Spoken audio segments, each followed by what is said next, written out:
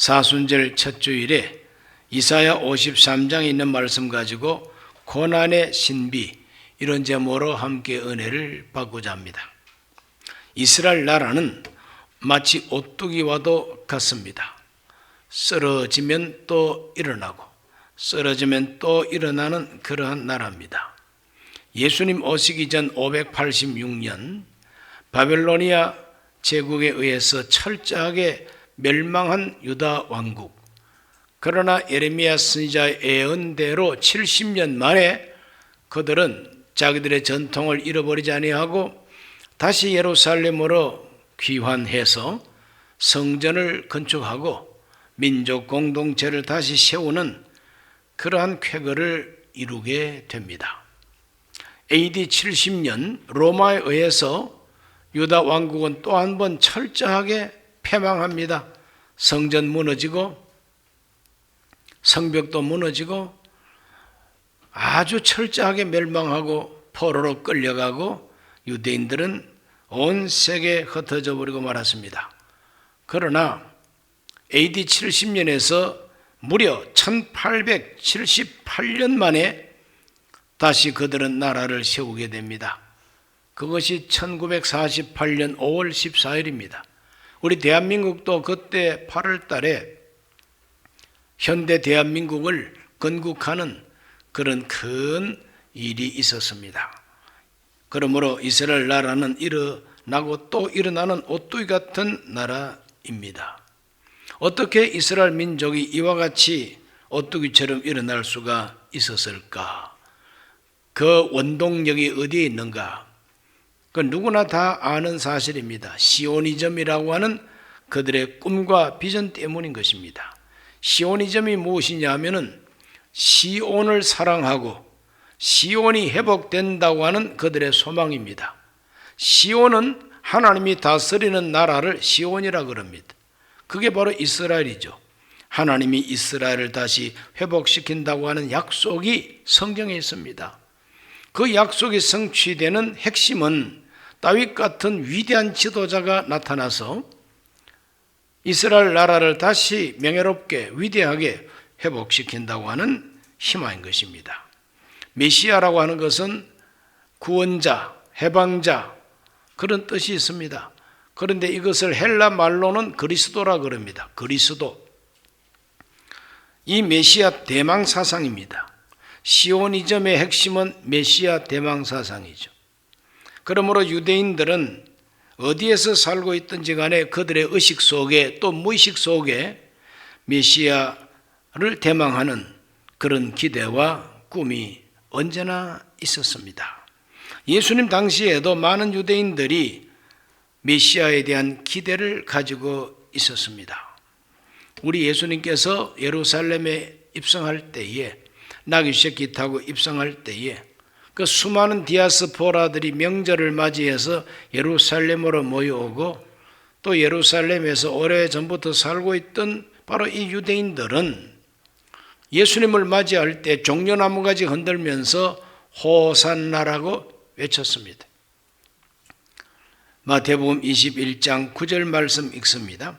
앞에서 가고 뒤에서 따르는 무리가 소리 높여 이르되 호산나 다윗의 자손이여 찬송하리로다 주의 이름으로 오시는 이여 가장 높은 곳에서 호산나 하더라.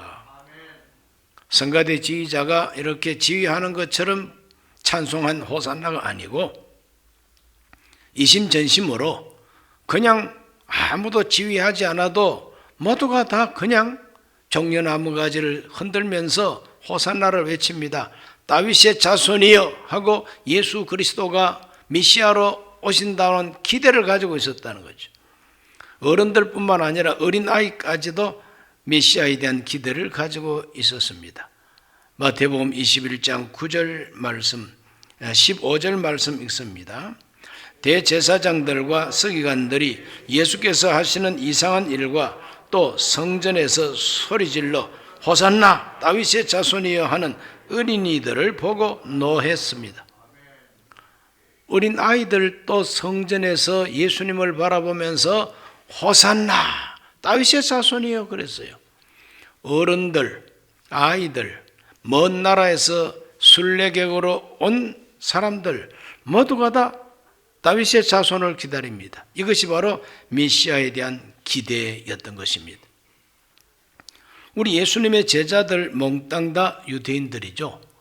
이 예수님의 제자들이 3년 동안 예수님과 함께 먹고 자면서 배우고 듣고 예수님이 부활하신 것을 체험하고 부활하신 예수님 바로 코앞에서 성령으로 세례를 받으리라 하는 그 약속을 받으면서 우리가 성령으로 세례받으면은 우리 예수님께서 드디어 메시아 왕으로 등극하시지 않을까, 그런 기대를 가지고 예수님께 뭐라고 말씀을 드렸는가?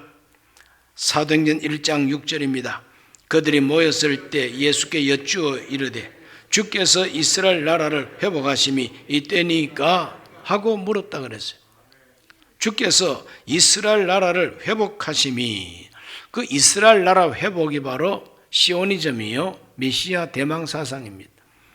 부활하신 예수님 앞에서도 제자들은 유대인들의 그 깊이 몸에 배어있는 메시아 대망 사상, 그걸 그대로 나타냅니다. 주께서 이스라엘 나라를 회복하실 때가 드디어 왔습니까? 그러므로 고난받는 메시아에 대한 기대는 전혀 없습니다. 십자가에 못 박히는 메시아는 상상조차 못합니다. 부활하신 예수님 앞에서까지 얼마 전에 십자가에 못 박힌 걸 알면서도 그들은 아직까지 다윗 왕과 같은 메시아를 기대하고 있는 것이죠. 고난받는 메시아는 오직 예수님이 말씀하셨습니다.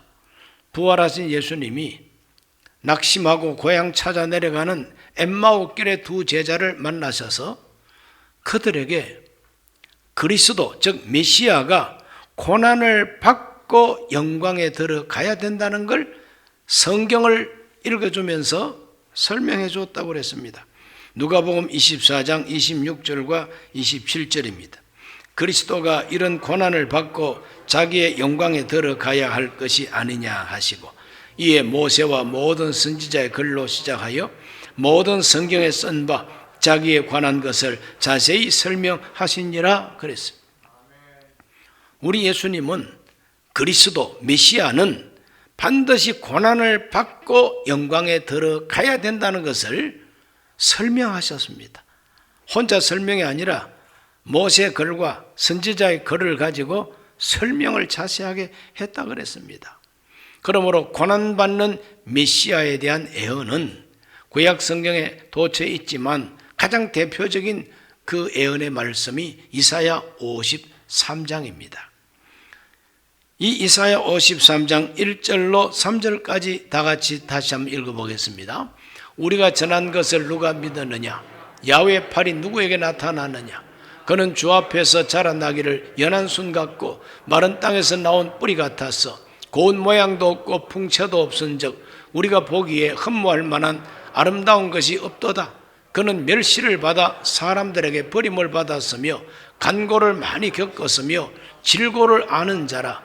마치 사람들이 그에게서 얼굴을 가리는 것 같이 멸시를 당하였고 우리도 그를 귀히 여기지 아니하였도다. 그래. 이사야가 예언하고 있는 메시아는 고난받는 메시아입니다. 연한 순과 같이 여리게 자라고 마른 땅에 나온 줄기같이 볼품없는 그 풍채, 고운 것이 아무것도 없다. 흠모할 만한 것이 아무것도 없다. 그는 멸시를 받고 천대를 받고 간고를 겪고 질고를 아는 자라 경험했다 이 말이죠. 이와 같이 고난받는 메시아에 대한 예언이 이사야 53장에 기록됩니다. 예수님 가까이 있는 우리들조차 그를 귀하게 여기지 아니했다 그랬습니다. 이사야는 그 메시아가 찔리고 그리고 슬픔을 당하고 우리의 질고를 지고 그리고 징계를 받고 채찍에 맞음으로 우리를 구원하시는 메시아라고 그렇게 예언을 하고 있습니다. 심지어 우리 무리의 모든 죄악을 그에게 담당시켰다고 말합니다. 이사야 53장 6절입니다. 우리는 다 양 같아서 그릇 행하여 각기 제 길로 갔거늘 야훼께서는 우리 모두의 죄악을 그에게 담당시키셨도다. 그에게 담당시켰도다. 도대체 그가 누구이기에 우리의 죄를 담당할 수가 있습니까? 이사야 53장에 그라고 하는 말, 인칭 대명사, 3인칭 대명사로 그에게 그를 이와 같은 표현이 26번이나 나와요. 12절밖에 없는데 26번이나 그라고 하는 말이 계속 나옵니다. 그가 누구냐? 메시아이죠. 그가 누구냐? 하나님이 보내시는 분. 그가 누구냐? 우리의 죄를 담당하실 분. 도대체 그가 어떤 분이기에 우리 죄를 담당할 수가 있단 말이냐? 그래서 그의 정체가 바로 신비라는 것을 알게 됩니다. 그의 정체, 하나님께서 보내신다는 그가 바로 어떤 정체를 가지고 있길래 우리의 죄악을 담당할 수가 있을까? 그가 바로 예수님이라는 것입니다. 그가 예수님, 이사야 53장에서 말하는 그는 예수님이라고 믿는 것이 기독교인의 믿음이고, 그는 아직까지 오지 않았다고 믿는 것이 유대인입니다. 유대인들은 지금도 다윗 같은 왕 메시아를 기다리고 있습니다. 그러나 우리들은 이미 오신 그가 바로 예수님이시다. 예수님의 정체가 무엇이냐? 우리 예수님의 정체는 바로 하나님의 아들이시라는 것입니다. 요한복음 1장 14절 말씀입니다. 말씀이 육신이 되어 우리 가운데 거하심에 우리가 그의 영광을 보니 아버지의 독생자의 영광이요 은혜와 진리가 충만하더라 그랬어요. 예수님은 은혜와 진리가 충만한 하나님의 독생자라는 것입니다. 동정녀 마리아의 몸에 하나님이 성령으로 잉태하게 하시고, 그래서 출산하게 하셔서 마리아의 몸을 통해서 오신 예수님, 연한 순과 같이 나사렛에서 자라게 하시고, 그가 멸시를 받고 그가 우리의 질고와 그가 우리의 질병을 다 짊어지고 십자가에서, 험한 십자가에서 고난 받으셨다고 믿는 것입니다. 우리 예수님께서는 복음을 전하실 때 나와 아버지는 하나라고 자기를 소개하셨어요. 나를 본 자는 아버지를 보았고, 나를 영접하는 것이 하나님을 영접하는 것이라고 하나님과 자기를 일치시켰습니다. 그래서 유대인들은 이와 같은 예수님의 말씀과 태도를 보고 분개합니다. 어떻게 해요? 신성모독자라고. 나이가 40도 못된 젊은이가 자기를 하나님과 같이 하나님의 아들이라고 이렇게 취급을 하니까 신성모독자라고 돌로 쳐서 죽이려고 그랬고, 결국은 유대인 지도자 되는 대제사장들, 장로들이 모여서 불법 재판을 통해서 나사렛 예수는 이단의 괴수요, 나사렛 예수는 신성모독자라. 그래서 빌라도에게 재판을 요구하고 십자가에 못 박아 죽게 만든 겁니다. 그러나 하나님은 그를 부활시켰습니다. 하나님은 죽은 자 가운데서 예수님을 부활케 하셔가지고, 예수님이 하신 말씀은 헛소리가 아니요, 거짓말이 아니요, 죽음을 이긴 자가 세상에 있느냐? 그러므로 예수님은 부활하심으로 말미암아 하나님의 아들로 인정되셨다는 겁니다. 하나님의 아들로 증명되셨다는 겁니다. 그렇게 믿는 것이 우리 기독교의 믿음이에요. 그걸 안 믿는다고 우겨대면서 안 믿는 사람들이 바로 유대인들이고 세상의 불신자들이죠. 그 예수님은 하나님의 독생자로 오셔서 죄가 없으신 일생을 사셨고, 흠과 점이 없는 어린 양과 같은 예수님, 그래서 우리의 허물과 우리의 죄악과 우리의 저주를 다 대속할 수 있고 대신 짊어질 수 있는 자격이 있고 충분한 능력이 있으시다고 믿는 것입니다. 죄 없으신 분이니까 우리의 죄를 담당할 수가 있었고, 하나님의 아들이시기 때문에 우리들을 죄에서 건져냈을 수가 있다고, 그렇게 우리는 믿는 것입니다. 그러므로 예수 그리스도의 정체가 바로 신비한 그 신비 자체라 이 말입니다. 그 예수가 하신 일이 무엇이냐? 그 예수님이 하신 일이 또한 신비입니다. 그가 하신 일이 신비요. 하나님의 아들이라고 하면은 이 세상 사람들이 생각할 때 권세가 하나님의 권세를 가지고 계시겠구나.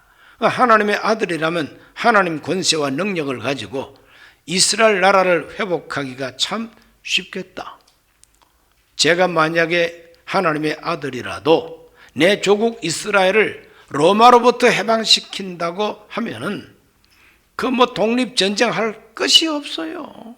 독립전쟁할 것도 없고 나 혼자 로마 황실을 찾아가서 황제 나오라 그래. 그런 문지기들이 칼을 빼가지고 너저란 거적대기 걸치고 와가지고 황제 만나겠다고? 이거 정신 이상자 아니냐? 너 미쳐서? 예수님을 칼로 치려고 그러면 우리 예수님이 나한테 칼을 들이대? 칼든 손이 중풍병 환자가 될지어다. 이러면 예수님 손 못 대죠? 다 제끼고 들어가서 황제 나오라 그래. 황제 나오라 그래. 그 황제가 나왔습니다. 나 예루살렘에서 왔어야. 나 유대인이고 내 조국 이스라엘인데 너희들이 와서 세금 거두고 가고 얼마나 우리 민족을 개취급하고 있어? 당장 해방시켜. 당장 독립시켜. 만약에 그렇게 하지 아니하면 너의 목숨은 오늘로 끝이야. 그러면 해방될까요? 안 될까요? 빨리 대답하기. 내가 황제라도 해방시켜 주죠. 그렇지 않습니까? 하나님의 아들로서 권세와 능력으로 이스라엘 나라를 회복시키려면 얼마든지 쉽게 간단하게 해방시킬 수가 있어요. 그러나 우리 예수님은, 우리 하나님은 그런 방법을 선택하지 아니하시고 우리의 질고 우리의 모든 죄악을 다 대신 담당하시고 멸시받고 조롱받고 채찍으로 두들겨 맞고 그 몸이 상하고 찔리고 징계를 받고 이렇게 함으로써 구원하시고자 하는 그 방법을 선택했습니다. 즉 고난의 길을 선택하셨다는 거죠. 예수님이 고난의 길을 선택하신 그 자체가 신비합니다. 어떻게 하나님의 능력으로 하지 아니하시고 고난을 선택하셨을까? 그것은 하나님께서 이미 말씀하시고 법을 주셨기 때문에 하나님은 자기의 법을 스스로 어기지 않습니다. 세상 독재자들은 자기가 한 말을 금방 뒤집습니다. 어제 이 말 했다가 오늘 좀 불리할 것 같으면 핵가닥해서 요 말하고 법도 바꿔버리고 심지어 헌법도 핵가닥 바꿔버리고 자기 마음대로 통치하겠다는 게 바로 전체주의 독재자의 버릇이죠. 우리 하나님은 그런 분이 아닙니다. 하나님은 에덴 동산에서 선악과를 따먹는 날에는 반드시 죽으리라 한 번 말씀하셨습니다. 그 말씀을 하나님은 절대 뒤집지를 않습니다. 그러므로 원죄에 빠진 인간을 구원하기 위해서는 죽음을 통과하지 않고는 용서가 있을 수가 없어요. 그래서 죄 없으신 예수님이 원죄까지 다 책임지시고 죽음으로서 죽음을 정복하신 분이 예수님이십니다. 하나님은 모세를 통해서 율법을 주시고 이 율법을 지키지 아니하면 저주를 받는다고 선포하셨어요. 율법의 저주가 선포됐습니다. 하나님은 그 율법을 뒤집지 않습니다. 반드시 하나님은 그 율법을 지켜야 구원입니다. 그래서 예수님이 오셔가지고 우리가 율법을 범한 그 저주를 다 한 몸에 짊어지고 저주의 나무에서 고난받으셨다고 성경은 말합니다.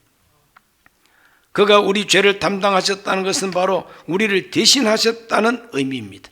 나를 대신해서 내가 죄인인데 내가 죽어야 하고 내가 저주받아야 되는데 나를 대신해서 받으셨다는 것이 복음인 것입니다. 고린도후서 5장 13절에서 15절입니다. 우리가 만일 미쳐서도 하나님을 위한 것이요 정신이 온전하여도 너희를 위한 것이니 그리스도의 사랑이 우리를 강권하시는도다. 우리가 생각하건대 한 사람이 모든 사람을 대신하여 죽었은즉 모든 사람이 죽은 것이라.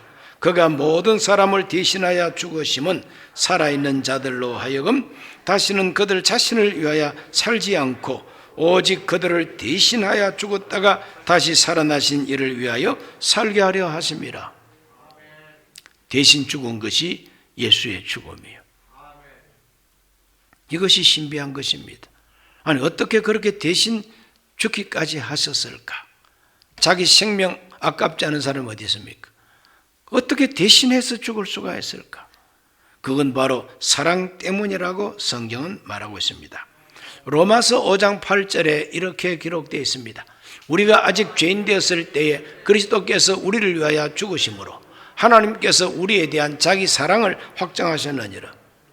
우리를 대신해서 죽음으로 사랑을 증명해 주셨다는 겁니다. 사랑했기에 대신 죽어서야 했습니다. 이것이 신비한 것이라는 거죠. 또 요한 1서 3장 1절은 이렇게 말하고 있습니다. 보라, 아버지께서 어떠한 사랑을 우리에게 베푸사 하나님의 자녀라 일컬음을 받게 하셨는가? 우리가 그러하도다 그랬어요. 세상이 우리를 알지 못하면 그를 알지 못함이라 그랬어요. 어떠한 사랑을 우리에게 주셔서 하나님의 자녀라 일컬음을 얻게 하셨는가? 요한 1서 4장 9절과 10절은 말합니다. 하나님의 사랑이 우리에게 이렇게 나타난 바 되었으니 하나님이 자기 독생자를 세상에 보내심은 그로 말미암아 우리를 살리려 하심이라. 사랑은 여기 있으니 우리가 하나님을 사랑한 것이 아니요 하나님이 우리를 사랑하사 우리 죄를 속하기 위하여 화목제물로 그 아들을 보내셨습니다.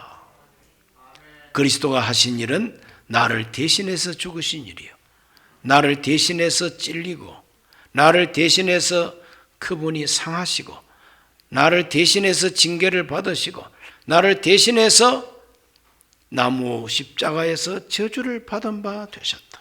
갈라디아 3장 13절이 그것을 말하고 있습니다.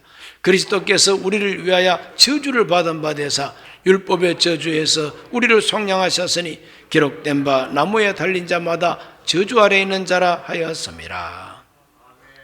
우리의 저주를 속량하셨다는 겁니다. 왜? 사랑 때문에. 사랑했기 때문에 속량했고 사랑했기 때문에 대신 죽어야 했습니다. 이것이 바로 신비한 것입니다. 그러므로 사랑은 신비한 힘입니다. 사랑은 신비한 지혜입니다. 십자가는 하나님의 능력이요 하나님의 지혜라고 바울은 고린도 전서에서 증거하고 있습니다. 사랑, 참 신비한 힘이 있어요. 그러므로 사랑하지 아니하는 사람은 도무지 그런 아이디어를 낼 수가 없지만 사랑하면은 기가 막힌 아이디어를 가지고 그를 살려내게 된다는 것입니다. 사랑의 신비인 것입니다. 그리고 세 번째로 그가 하신 일의 결과도 역시 신비입니다. 그가 하신 일의 결과가 뭡니까? 예수님이 하신 일은 무엇입니까? 나를 대신해서 찔리고 나를 대신해서 상하시고 나를 대신해서 징계받고 채찍을 맞은 것이 예수님이 하신 일이요. 그 결과는 무엇입니까? 그가 찔림은 우리의 허물 때문이요, 그가 상함은 우리의 죄악 때문이고, 그가 징계를 받음으로 우리가 평화를 얻고, 그가 채찍에 맞음으로 우리가 건강을 회복하게 됐다고 이사야가 애언하고 있지 않습니까? 그것이 바로 또한 신비한 겁니다. 어떻게 한 사람 예수가 십자가에 못 박혀서 찔리고 상하고 채찍 맞고 죽은 것이 우리의 구원이 될 수가 있느냐? 그건 하나님이 그렇게 정하셨기 때문에 그런 것입니다. 뿐만 아니라 최후로 우리를 구원하시는 장면은 새 하늘과 새 땅에 부활한 몸을 가지고 들어가서 영생하게 한다는 것이 하나님의 선물입니다. 예수가 하신 그 일의 결과가 이와 같이 완벽하게 우리에게 행복과 평화와 건강과 회복을 약속하고 있죠. 그런데 이것은 다 하나님의 작품이에요. 하나님이 그렇게 원하셨다고 이사야 53장 10절에서 말하고 있습니다. 야훼께서 그에게 상함을 받게 하시기를 원하사 질고를 당하게 하셨은즉 그의 영혼을 속건 제물로 드리기에 이르면 그가 씨를 보게 되며 그의 날은 길 것이요 또 그의 손으로 야훼께서 기뻐하시는 뜻을 성취하리로다. 하나님이 고난받기를 원하셨고 그 결과로 하나님이 기뻐하는 뜻을 성취하신다 그랬습니다. 이것이 신비한 결과인 것입니다. 고난의 신비, 예수 그리스도의 고난은 하나님이 계획하신 것이고 하나님이 실천하신 것이고 하나님께서 우리에게 결과를 주신 것이 바로 예수 그리스도의 신비한 고난입니다. 우리 모두가 이와 같은 예수 그리스도의 고난을 믿음으로 구원을 받게 되니 내가 믿는 것도 신비입니다. 그렇지 않습니까? 어떻게 내가 믿을 수가 있을까? 아직까지 유태인들은 믿지도 못하는 예수를 나는 어떻게 믿을 수가 있었을까? 이거 참 신비하지 않습니까? 수많은 박사들, 공부 많이 한 똑똑이들 아직까지 예수를 못 믿습니다. 그런데 무식한 내가 어떻게 예수를 믿을 수가 있었는가? 이거 정말 신비한 것입니다. 하나님께서 우리를 위하여 고난 받으신 것도 신비고 내게 주신 구원도 신비고 그걸 믿는다는 믿음 자체가 신비한 거예요. 우리 모두가 다 우리 예수님이 고난을 통해서 영광에 들어가시게 한 하나님의 뜻을 쫓아서 그리스도의 고난의 열매가 우리 가운데 넘치기를 주의 이름으로 축원합니다. 하나님 아버지, 오늘 주님 앞에 나와서 예수 그리스도의 이 고난을 묵상케 하심을 감사합니다. 이사야 53장을 통해서 주시는 하나님의 거룩한 고난, 그리스도의 고난, 그가 26번이나 그를 들먹이면서 우리를 위하여 고난받으시고 우리를 대신해서 고난받으신 예수 그리스도의 열매를 우리에게 주셨다 했으니 우리 모두가 그리스도의 고난의 열매로 영생 얻게 하여 주시옵소서. 예수님 이름으로 기도하옵나이다. 아멘. 잠시 고개를 숙입니다. 언제 어디서든지 오늘 이 메시지를 접하시는 분들 중에 나도 예수님을 영접하고 그리스도의 고난의 신비 속에 들어가기를 원합니다. 그 자리에서 이 기도를 함께 하시기 바랍니다. 하나님 아버지, 저는 죄인입니다. 어디에서 와서 왜 살며 어디로 가는지 알지 못하고 죄 가운데 살았습니다. 저의 죄를 위하여 십자가에서 죽으시고 부활하신 예수님을 제 구주로 모셔드립니다. 저는 하나님 자녀가 되었습니다. 지금부터 영원토록 주님과 함께 살겠습니다. 예수님 이름으로 기도드립니다. 아멘. 예수님을 영접한 분들을 환영합니다. 할렐루야.